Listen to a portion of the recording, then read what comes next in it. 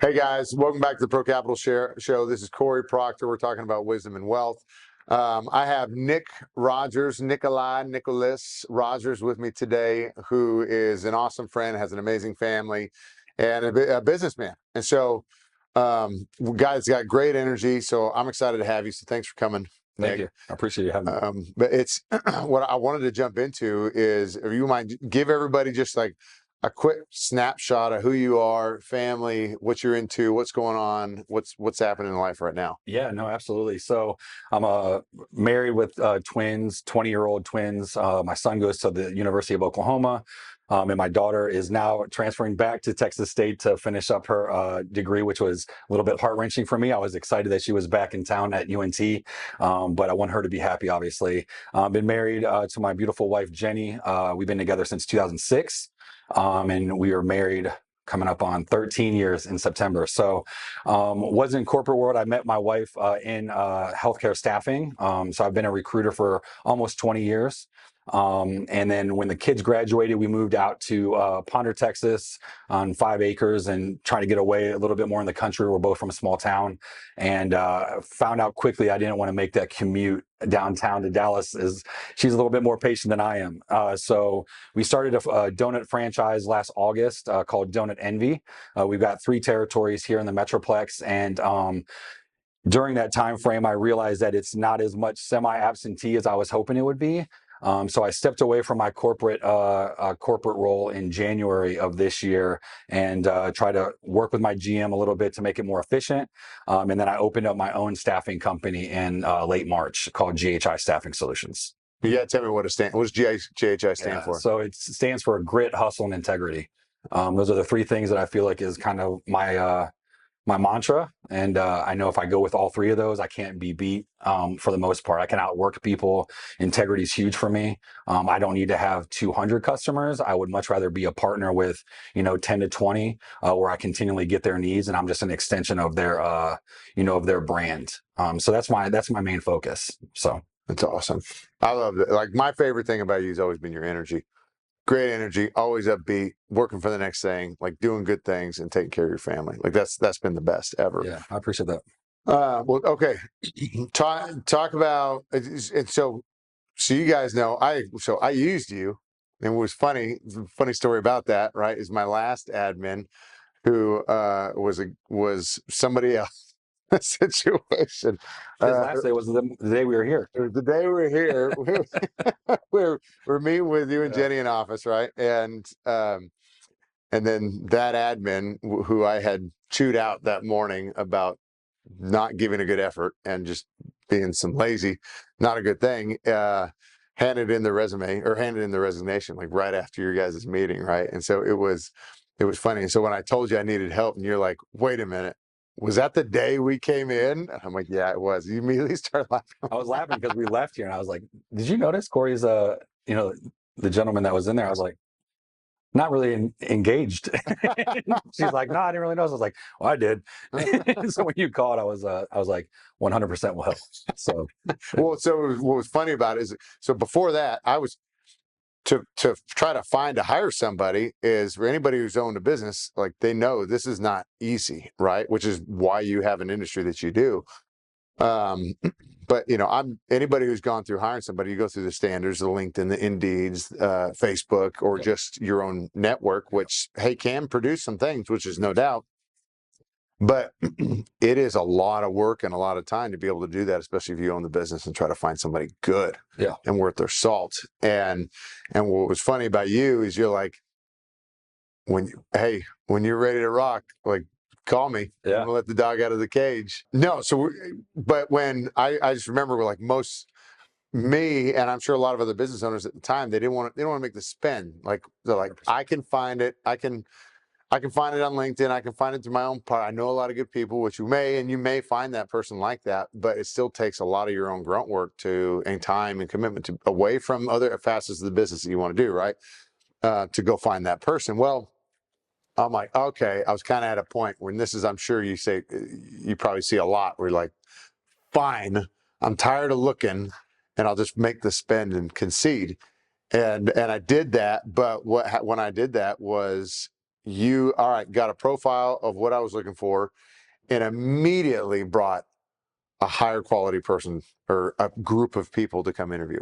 I mean, like out the gate was immediate, the quality of person. And so it was really cool. But that ended up leading to our current admin assistant, Mackenzie Gahan, who's just been on for just over a year now and killing it right now. And so like, it's cool because in our last podcast, we're talking about character over charisma, where it's like you find those people, you can teach them anything you want, right? But I just need those people.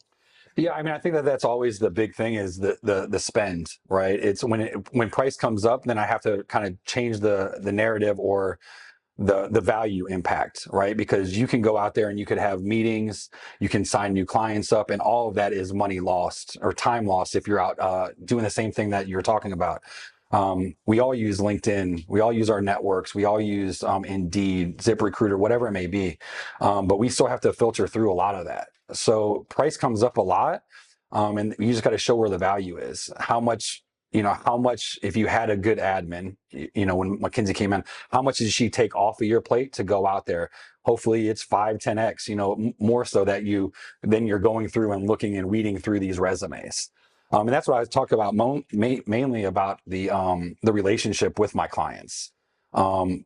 I was thankful I knew you for years, right? So I knew a little bit about what would probably click, the cultural fits, stuff like that, that typically you can't maybe ask, but you kind of know. And that's important because you have a small office. You want to make sure that everything is going to work. And so that's the biggest thing. It's the educational piece. And that's probably the part that I hate the most in regards to talking about costs, because I don't want it to be about money, and I try to work with people. But at the end of the day, I know that the product that I bring to the table is going to be worth the value, and much more so than that one-time fee. Yeah. So when Mac's still here, she still gives me crap, but it's still great because I knew as soon as I talked to her, she played sports, time management, she was hungry.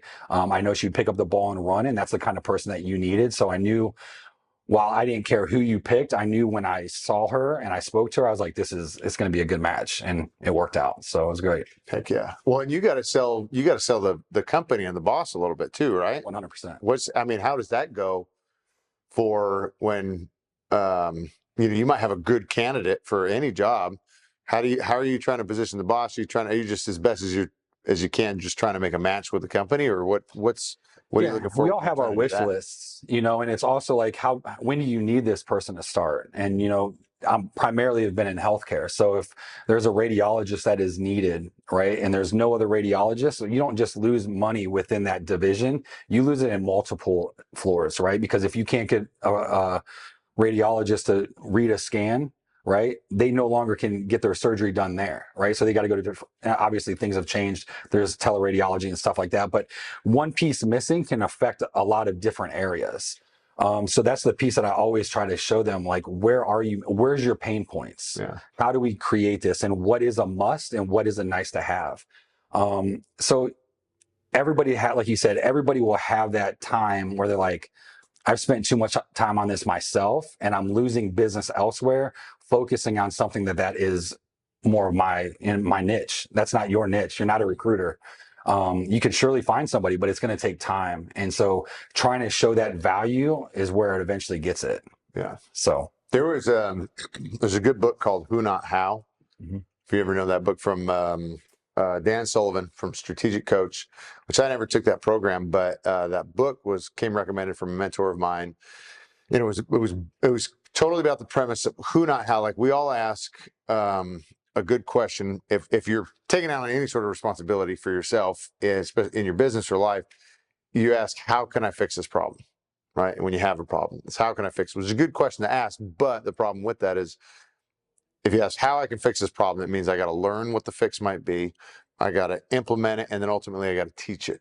And well, okay, if I have to create a website, do I want to learn code for that website and then create it and then teach somebody else how to do it potentially? Well, that may not be my business, right? Versus the who, not how, was basically change the question from how should I fix this to who can fix this. To now it's different because one, it came to me, my mentor, in regards to staffing, where like I need people to help big time. But then it was also like, okay, it applied even to your position where I was like, okay, who can fix this for me? Because now, and what I saw that was blatant out the get was the quality of the person, right? So now instead of my own eyes and ears and intellect I'm trying to rely on, I have somebody else who has different eyes so they can see things that I can't see, different ears so they can hear things that I can't hear, and they have an experience level that's above mine so they can go find a quality that is above my own too, all to ultimately produce a better return. Yeah. And so that was something I saw emphasized with you like crazy, which now I look back and I'm like, shoot, I should have done that forever ago. Yeah. Right. And which I understand the struggle people have with spend, but like that was the investment that I put in there that paid off dividends big time. Yeah, I think in our I'm in a mastermind group with Jesse Itzler, and we've kind of talked about some of the things and for the past 3 years, and it's just been really eye-opening for him. They're him and his wife are billionaires, not with an M, with a B, right? And to see the life that they live I admire them, right? And Jesse always talks about, like, on our retreats, he's like, time wins all battles. You can't beat time. Mm-hmm. And so you're talking about some of the things like the time it would take. You're working a full day. Now you're going to sit down at your desk.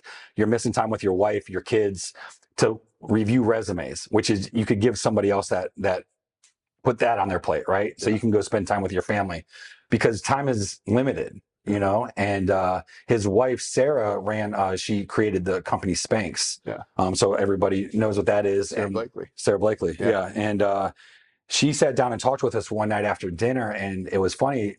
A bunch of, very successful people in the room, all running their own companies and asking questions. And I'm like, man, we all kind of have the same issues. And at that point, I was still working in corporate, right? So I didn't run my own business. I wasn't wearing all these hats. I was a recruiter, really easy. Give me the job, I'll go out there and I'll fill it. But Sarah now resonates even more with me as she said, I still don't know how to read a P&L. And I'm sure she was joking, right? But that wasn't her strength. She said, when you're sitting somewhere and you get frustrated, you find yourself being really mad, or you just, you're slow rolling or procrastinating, most likely look at that project and that's where your weakness is. So go hire for that weakness of McKinsey's strengths, right? So you can go back out to being what you're great at. Mm. So she takes that on, and all of a sudden your business is probably up whatever fold, right? So just hearing those simple things from two people that have done it 1,000x of what I've done, time is limited. My father's been in bad health and stuff like that. So I want to make sure that I can ramp something up quickly. And as a new business owner, that's hopefully what you're doing is you're hiring the right people in place so you can go out there and do what you're best at.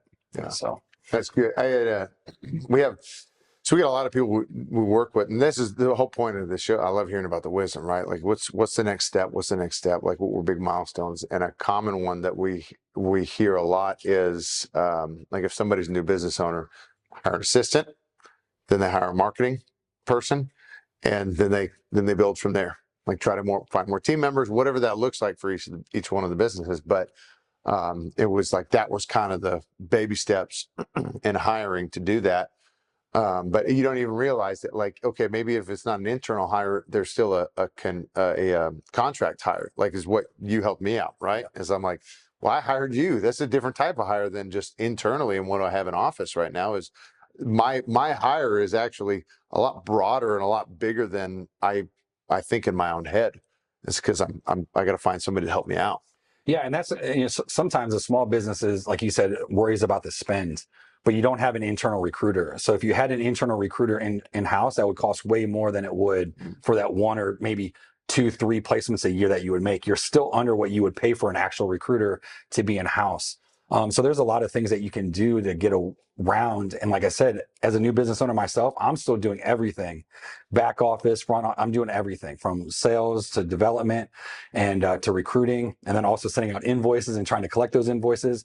So I have the same problem. I'm looking at the spend. Like, how do I hire somebody that I can do, but is it the right time? I know it's the right time, but financially, I'm just like, maybe a couple more months. Let's get it, but like the longer I procrastinate or push that off is probably just delaying my success to grow even quicker.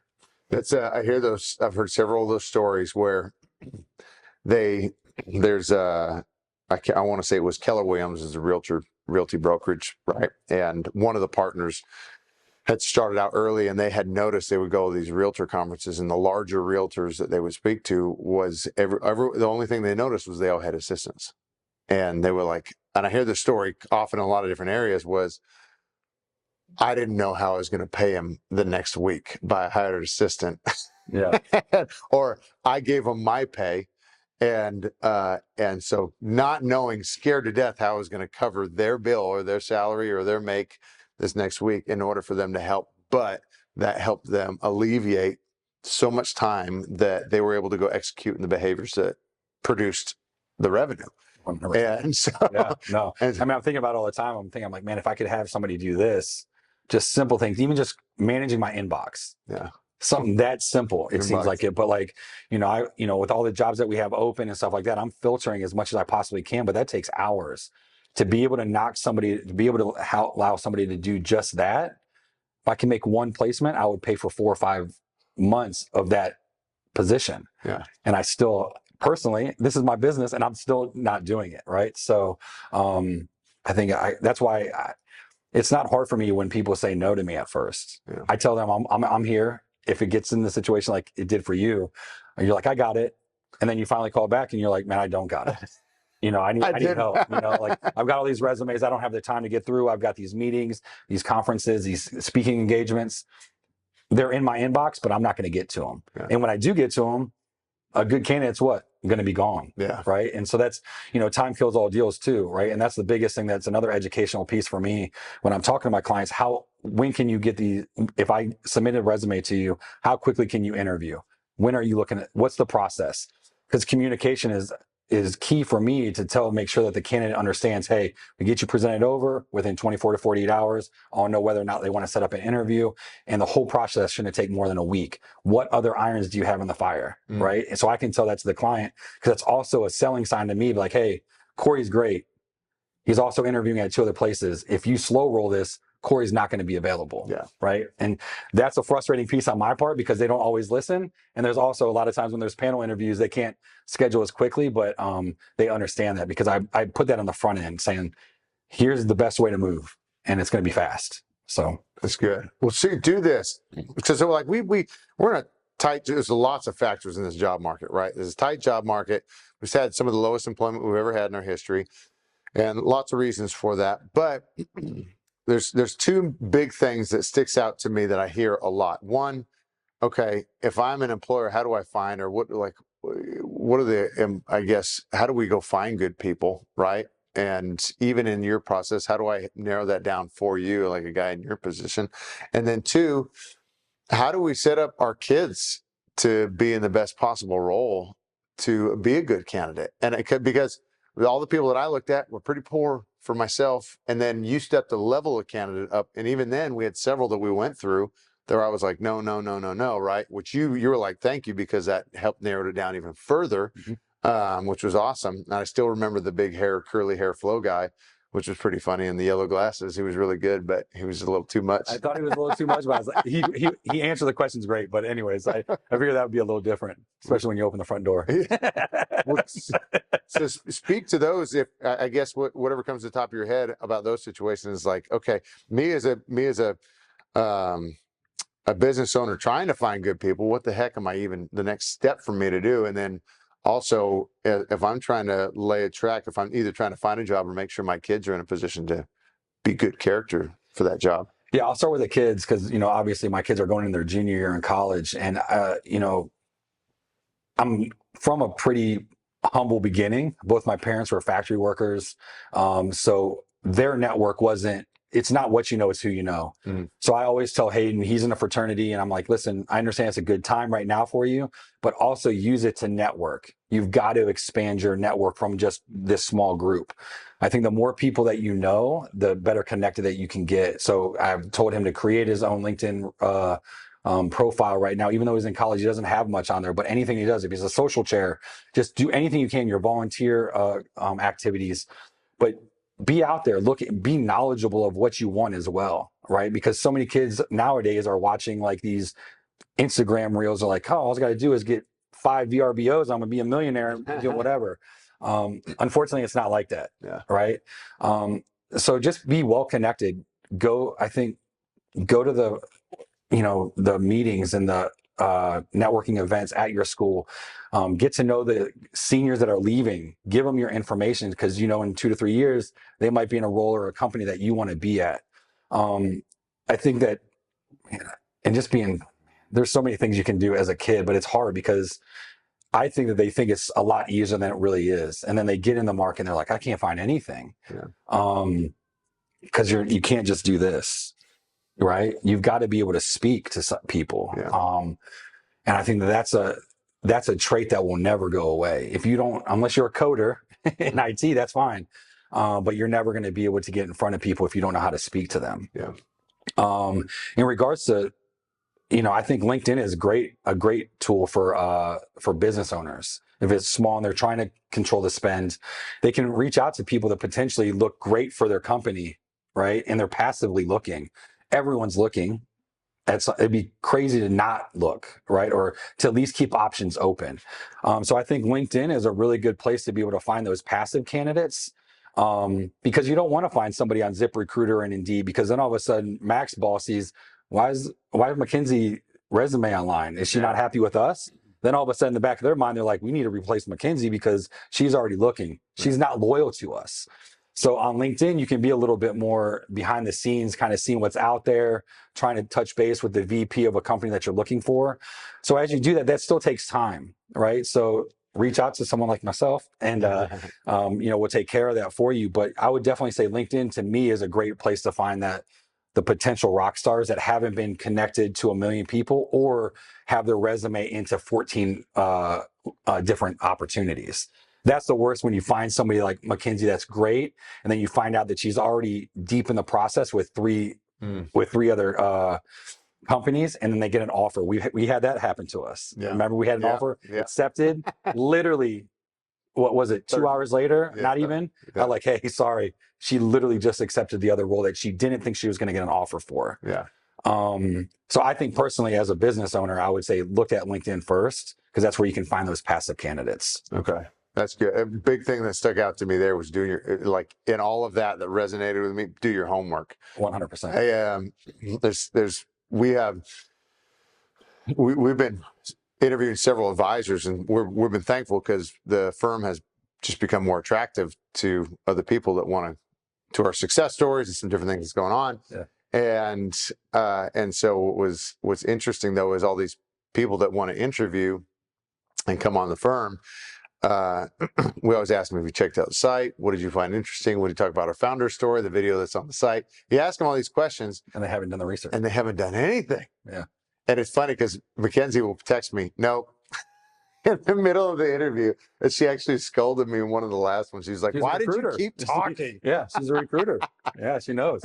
But and it reminded me, Elon Musk had a thing not too long ago. He goes, we did a test to see whether somebody was telling the truth or not. And he goes, we would ask somebody in an interview about a problem they solved at a previous job, or a problem they had to solve recently that was good. And he goes, the people that could not go the first level of explanation, meaning, well, I had this one problem, they speak very generally about it, and you'd ask them to go deeper, they wouldn't be able to go deeper. And he goes, knew right out the gate they were lying. And versus somebody who actually went through it, who was telling the truth, they could give very specific details about the story and how they helped solve it, or who was involved in it that was telling the truth. And he goes, the liars were a no immediately out the gate. And so it was cool because you could tell who had done the homework, or actually who was truthful in their storytelling. And that was a big one. They've talked about that with like NFL players, right? Like, here's the playbook. Did you read all your play? Did you go through the book, right? And, I think it was Justin Fields maybe, or somebody recently, they could tell when the Baker Mayfield. Was it Mayfield? Baker? Okay. He didn't look at any of his film at all. And he's like, no, I looked at all of it. We're good. And they're like, you didn't open up the iPad. None. Like, we literally have, we know when you open it up. Like, if it was a percent, it would be none percent. So, so technology is it can be great, but also can bite you quick. But yeah, no, I agree 1,000%. I mean, that's why I feel like I'm hand holding sometimes, because don't assume anything, right? So I'll reach out to my candidate. I'm like, hey, I'm going to present you over to Cory.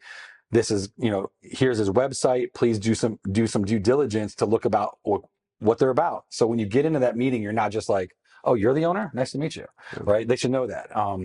So there's I agree with Mackenzie a ton. I mean, because it's little things that I have to do or that I do anyways, just to make sure. And I know immediately if they even did what I asked them to do. Because I'll reach out, I'll follow up with the candidate. I'm like, hey, how do you think it went? Reach out to the hiring manager, ask them. They didn't know anything about it. I'm like, man, I literally sent them the playbook. I gave them the sheet. Like, I'm a recruiter. I want you to have a great interview. And to see that, I'm like, it's disheartening at times, because you're like, all you got to do is do these 3 things and you would have had such a better outcome. Because culturally, you're a great fit, personality wise, you have it, but you literally didn't do one or 2 little things. That's crazy. But it happens way more than you think.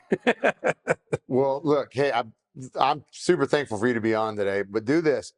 Leave us with if you got one piece of nugget or wisdom, a piece of gold is what I'm always looking for in a lot of these conversations. It's like,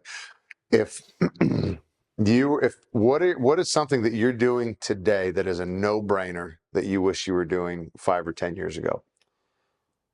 This has changed a little bit for me, only because of the health of my father. And I think it's to be where I'm at, like be present in the moment. There's many times that I think like I was at my daughter's volleyball games on the weekend, and as a recruiter, you're never off. You're always getting resumes or applicants, and you're looking at emails or responding it. And I'm always thinking that one email has to be responded to in 30 minutes. I want them to know that I'm always available. So while I was at my daughter's games, I wasn't present. So I think just being present where you are, because you don't know. I mean, those emails can wait, right? And I think that for me, just trying to spend more time and be present to where I am. If I'm at work, I'm working. If I'm at home, try to put my phone away. Trust me, I know my wife's gonna watch this and be like, he ain't doing that. I'm trying. It's literally in my book that I try to check off what days I know that I was present, and I can do better. But it's just being where you are, because I think there's so many times that we miss things that we were part of, but we can't really say anything because we're on our phones. I think, like I said, technology can be a great thing, but I also think that it takes away from building those relationships that are probably most important to us. And we don't know when that relationship might not be there, so not to get down, but I think it's more so just being where you are. Yeah. No, being present. That's critical, right? Like I gotta know you're my brother, you're my wife, my kids, the things that are important, let the main thing be the main thing. Yeah. I mean, family, right? Like, I mean, I think Jesse talks about it all the time. He's like, work is not first. Anybody that puts the work number, and you said that to me, your number. I remember when I met with you, he's like, nah, my wife, my kids, then work. And you're killing it, right? It's not work, kids, wife, because if the wife's not good, the kids are going to feel it, and then it's going to affect your work, right?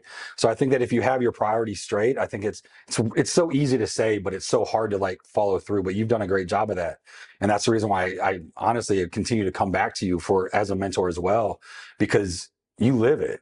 And I think that that's really important, because you see how successful you can be, and it doesn't always have to be, work doesn't have to be number one. And for too many of the years, I feel like I wanted to have my kids have a better life than I had growing up. And I always equated that to be money. And, I think obviously my time has passed, but I'll be a hell of a grandfather. Right. So, but I want to make sure that that's truly important. I think you've done a great job with it, because when you leave the office is over. Because the next day, those things are going to be there. You could work 24 hours and your inbox is always going to be, it's always going to have something in it. So spend time with those that mean the most to you. It's awesome, man. I appreciate it. I'm super thankful for it. That's wisdom and wealth, baby. Nick Rogers, Nikolai's. I appreciate you bringing it on, brother. Thanks so much.